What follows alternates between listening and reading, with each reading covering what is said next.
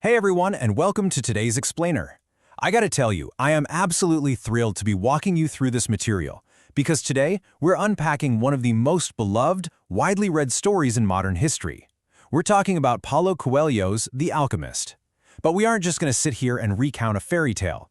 We're gonna explore the foundational theme of pursuing what you truly desire, your ultimate purpose, and how the incredibly fascinating real-life journey of the author actually proves the very philosophy he was writing about. Okay, let's dive into this, because the answer to that question isn't just found in the magical story of our protagonist. It's actually found in the staggering, real-life struggle of Paulo Coelho himself. See, when he sat down to write this book at age 41, he was really writing about his own soul. He was literally living his own metaphor of a man setting out on a journey, dreaming of a magical place, and hoping to share his treasure, which in his case was his writing, with the world. Part 1. An unlikely global phenomenon. So, to truly appreciate the message of The Alchemist, we first need to look at its astonishing real-world timeline, because the universe didn't exactly roll out the red carpet for Coelho right off the bat. In fact, initial sales were downright dismal. When the book was first published in his native Brazil, honestly, no one noticed. In the very first week, a bookseller reported that exactly one person purchased a copy.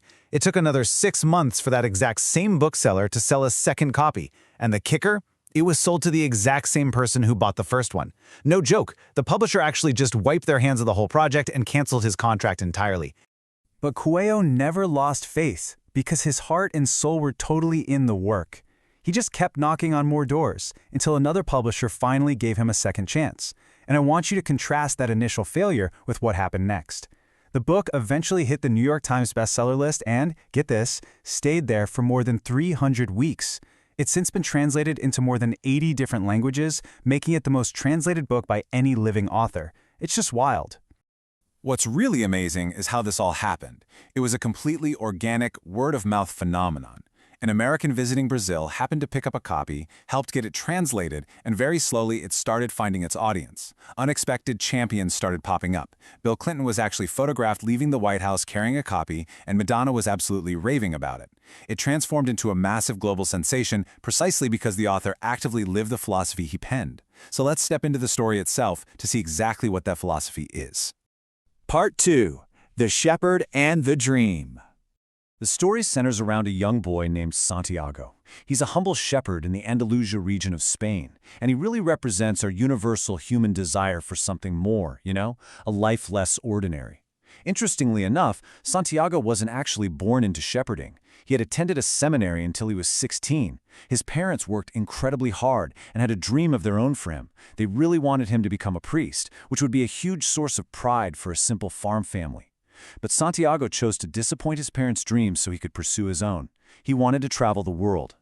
Recognizing his son's undeniable drive, his father ultimately gave him his blessing, along with a pouch holding 3 ancient Spanish gold coins to go buy a flock of sheep.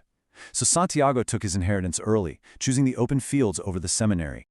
But even a life of travel wasn't quite enough. Santiago begins having this recurring dream. In it, a child transports him all the way to the Egyptian pyramids and tells him that if he goes there, he's going to find a hidden treasure. Seeking some clarity, he visits a gypsy dream interpreter in a town called Tarifa. She tells him, yep, he must go to Egypt, but she doesn't give him any clues on how to actually get there. She only demands 1/10 of his treasure if he ever finds it. So Santiago leaves totally disappointed, deciding right then and there he's never going to believe in dreams again. Part 3. Discovering your personal legend. So the crucial point is what happens next. Just as Santiago is about to completely give up on his dream and head back to his comfortable, predictable life with his sheep, he meets a mysterious old man in the town plaza. The man introduces himself as Melchizedek, the king of Salem, and he mysteriously knows things about Santiago's life that no stranger could possibly know. He shares the central philosophy of this entire explainer, the personal legend. He explains to Santiago that your personal legend is what you have always wanted to accomplish. When we're young, everything is clear and possible, right? We aren't afraid to dream big, but as time passes, this mysterious force begins to sort of convince us that our personal legend is impossible to realize. The king tells Santiago something really profound here. I want to let this powerful quote sink in for a second.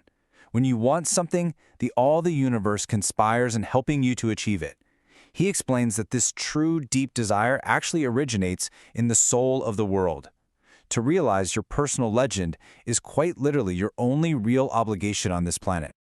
To illustrate how easily people abandon their path, the king points out a local baker. See, when the baker was a child, he wanted to travel too. But he decided to first buy his bakery, put some money aside, and basically gain society's approval. After all, bakers have homes. Shepherds sweep out in the dirt. Parents prefer bakers.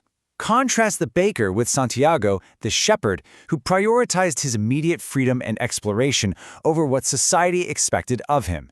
The real tragedy here is that in the long run, what other people think about bakers and shepherds often becomes way more important to us than our own personal legends. Part 4. The Language of Omens. Now, once you actually commit to your personal legend, you aren't left out there entirely on your own. The universe actively speaks to us through omens. The idea is that God has prepared a path for everyone to follow, and you simply have to read the signs left for you. Just as the king is explaining this, a butterfly flutters right between them, which is a sign Santiago's grandfather taught him was a good omen. The king totally validates this and explains the principle of favorability, which is basically beginner's luck. When you first start pursuing your dream, there's a force that genuinely wants you to realize it. It intentionally whets your appetite with an early taste of success just to keep you moving forward. And this brilliantly illustrates how the universe offers practical guidance. The king opens up his heavy gold breastplate and hands Santiago 2 precious stones, a black one called Urim, which means yes, and a white one called Thummim, meaning no. He tells Santiago to use them to help read the omens whenever he really struggles to make an objective decision, though he makes sure to urge him to try and make his own decisions whenever possible. Before parting ways, the king shares a brief, beautiful parable about a boy who is sent to a wise man to learn the secret of happiness. The wise man hands the boy a spoon with 2 drops of oil in it and tells him to wander the beautiful palace without spilling it. The boy focuses so hard on the oil that he completely misses the palace's beauty. But then, when told to go back and actually look at the marvels, he gets so distracted he spills the oil. The lesson? The secret of happiness is to see all the marvels of the world, but never to forget the drops of oil on your spoon. You've got to maintain that balance between enjoying life's incredible journey and observing your core responsibilities. Part 5. From Victim to Adventurer. Armed with all this new wisdom, Santiago sells his flock and sails across the strait to Tangier, Africa. But the harsh reality of the world hits him almost immediately. He's in a strange place, and he doesn't speak a single word of Arabic. Desperate for a guide, Santiago trusts a young man who happens to speak Spanish. They head over to a bustling marketplace to buy camels for the big Sahara crossing. But amidst all the chaos, a beautiful sword with a silver scabbard catches Santiago's eye. It is a momentary but incredibly costly distraction. For just a few seconds, he takes his eyes off his new friend, who, by the way, was holding literally all of his money. When Santiago turns back around, the man is just gone. The emotional climax of this early journey just hits so hard. Between sunrise and sunset, Santiago goes from being a confident shepherd with a bunch of money and a solid plan to a penniless stranger weeping in an empty foreign marketplace. He has nothing left, just a heavy book, his jacket, and the 2 stones, Urim and Thummim. He feels completely betrayed and starts to think that maybe God is just unfair. Now, what's really interesting about this slide is the profound mental pivot Santiago makes right in this moment of despair. As he touches those 2 stones, he remembers the king's words. He realizes he actually has a choice in how he frames his reality. He can look at that empty marketplace and see himself as the poor, bitter victim of a thief, just holding on to resentment forever. Or he can realize that he is no longer tied down by his sheep. He's completely free to look at this strange new city as an adventurer in active quest of a treasure. And beautifully, he chooses the adventurer mindset. With this entirely new perspective, Santiago begins to notice things he had completely missed before.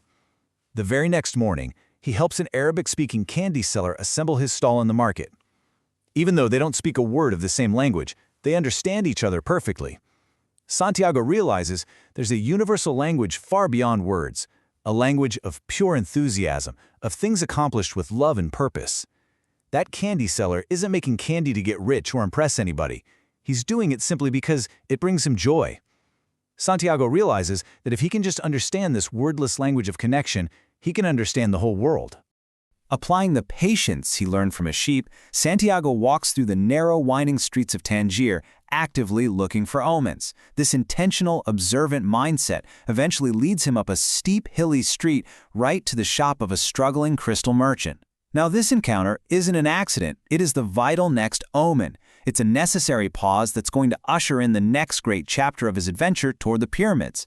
Santiago's journey is far from over, but his amazing transformation from a complacent shepherd to an active, engaged adventurer gives us all something to seriously reflect on. The story of one person really is the story of everyone.